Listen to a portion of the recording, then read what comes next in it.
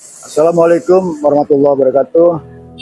Selamat sore pemirsa dimanapun berada. Mudah-mudahan kita semua dalam keadaan sehat walafiat. Sore yang cerah ini kami berada di satu tempat di kawasan Kota Serang. Ingin bincang-bincang dengan budayawan, sastrawan, dan penyair. Beliau adalah tidak asing lagi Bapak Sulaiman Jaya. Baru-baru ini beliau tampil di kampus Universitas Islam Negeri Ciputat atau kampus UIN Sarfidatullah. Di Ciputat, apa itu agenda baca puisi itu?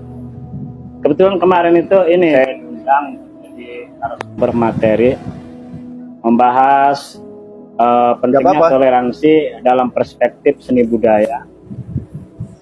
Jadi satuin. Oh iya, Bu.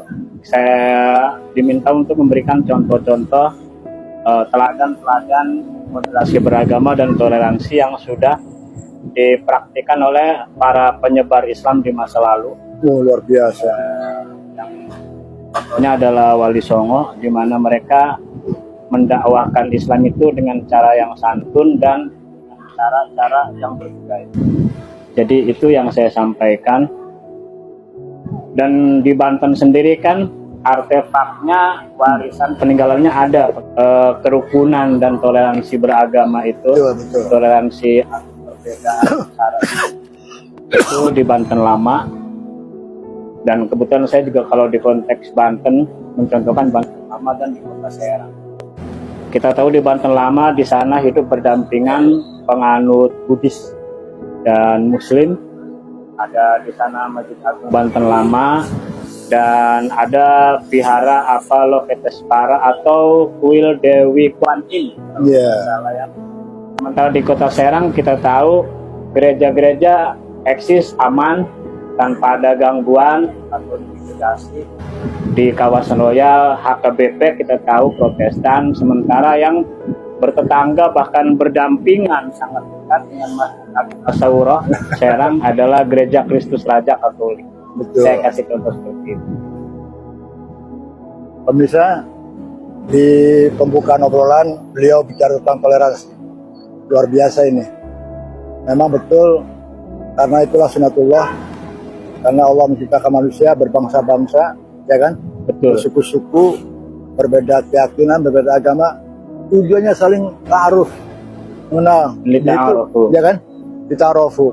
Dari situlah berkembang pengetahuan dan aspek-aspek lainnya. Apa nih Pak Suja, dalam perspektif sebagai penyair, sebagai budayawan, dan juga sering baca puisi ya? Betul. Kondisi menjelang pemilu ini seperti apa? Saat ini saya perhatikan masih kondusif lah situasi. Alhamdulillah ya. Artinya gesekannya belum terlalu nampak. Tidak tahu kita kalau menjelang sebulan, 2 bulan, pencoblosan biasanya mulai agak panas. Dan untungnya kita dihadirkan dengan sedikit miracle ya, keajaiban kecil dari anak bangsa kita, yaitu Putri Aryani yang hadir seolah-olah mohon maaf, saya mungkin agak kasar, semacam memberikan teguran atau pembersih bagi sampah politik, itu istilah saya. Luar biasa. Kemudian melahirkan gesekan, melahirkan perseteruan, melahirkan bahkan sampai pada tingkat ujaran kebencian dan bahkan permusuhan ya, hanya karena misalnya perbedaan pilihan calon figur atau, dan tiba-tiba hadirlah Putri Aryani yang menampilkan wajah Indonesia yang sesungguhnya, wajah yang berbudaya, wajah yang beradab, dan wajah yang menampilkan bakat-bakat kebudayaan yang luar biasa. Putri Aryani bisa tampil di American Got Talent. Tapi bayangkan misalnya ada seperti putri-putri yang lain, sosok-sosok yang tidak tersentuh oleh mohon maaf peradaban, lalu mereka tidak muncul.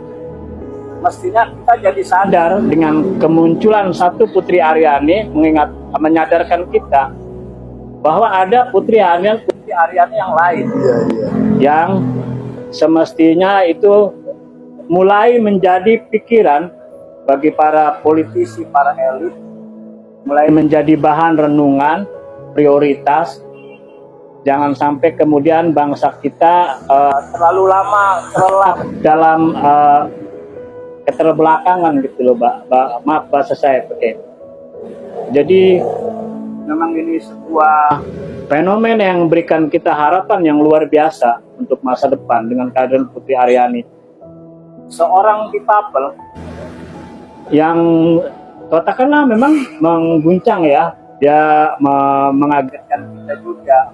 Ada seorang Putri Aryani di tengah, mohon maaf bahasa saya, hiruk pikuk ke sampah politik yang mengotori pikiran kita, yang mengotori sikap kita, yang mengotori jalan pikiran dan bagaimana kita berpikir gitu, memandang bangsa ini.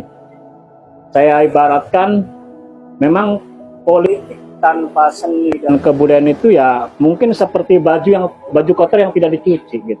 Politik praktis, praktek politik kita, kontestasi pemilu, perebutan kekuasaan secara berkala ini, tanpa kita mengapresiasi seperti hadirnya Putri Aryani, tanpa kita mendidik kita secara beradab dengan kesenian, kearifan dan kebudayaan, ya tak ubahnya seperti pakaian kotor kita yang tidak dicuci. Kira-kira seperti itu. Kemudian apa nih Pak Suja, dalam perspektif sebagai penyair, kekuatan hati, kekuatan kalimat dalam tembang itu kok bisa orang sedunia nangis. Bahkan saya pun menyaksikan Putri Aryani betul-betul tanpa sadar dalam kondisi, maaf, ini kuasa Allah, dalam kondisi tidak melihat, tapi hati dan pikiran seakan-akan menerangi dunia ini. Bahkan ada yang komentar, bolehlah Putri Aryani tidak melihat kita, tapi dunia melihat dirinya. Apa nih kekuatan dalam perspektif, kekuatan kalimat dalam? Saya kira itu kekuatan apa yang disebut kekuatan kejujuran dan integritas ya. Suara nada yang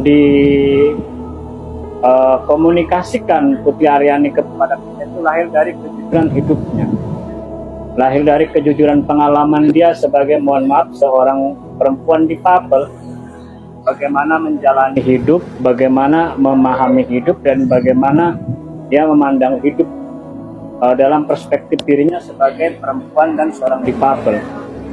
Yang kemudian kejujuran itu diekspresikan lewat karya seni yang berhasil pula. Ya akhirnya mampu menjalankan fungsi seni yang memediasi kita untuk juga bahwa apa yang dia rasakan, apa yang dia ekspresikan adalah juga apa yang dirasakan dan apa yang diekspresikan orang lain selain dia. Itu kalau dalam bahasa estetik mungkin yang disebut sebagai fungsi katarsis ya dari seni, bahwa kemudian ketika kita menyimak lantunannya, oh iya ya, benar apa yang komunikasikannya itu, jujur apa yang diungkapkannya itu yang membuat kemudian feel-nya juga sampai ke kita gitu. Fenomena kemunculan Putri Aryani ini juga ada pesan yang saya kira tersirat ya, harus kita renungi bersama, bahwa bagaimana kita sendiri menghargai bakat-bakat seperti bakatnya Putri Aryani, bakat-bakat anak bangsa kita untuk kemudian dibantu, dimunculkan. Jangan kemudian malah ditenggelamkan, Iya. tidak difasilitasi. Itu tuh. Karena pada akhirnya mereka ini yang akan kemudian mengharumkan nama bangsa ketika muncul di jagat global atau di kancah internasional. Kita misalnya generasi muda kita, bahkan yang tua-tua,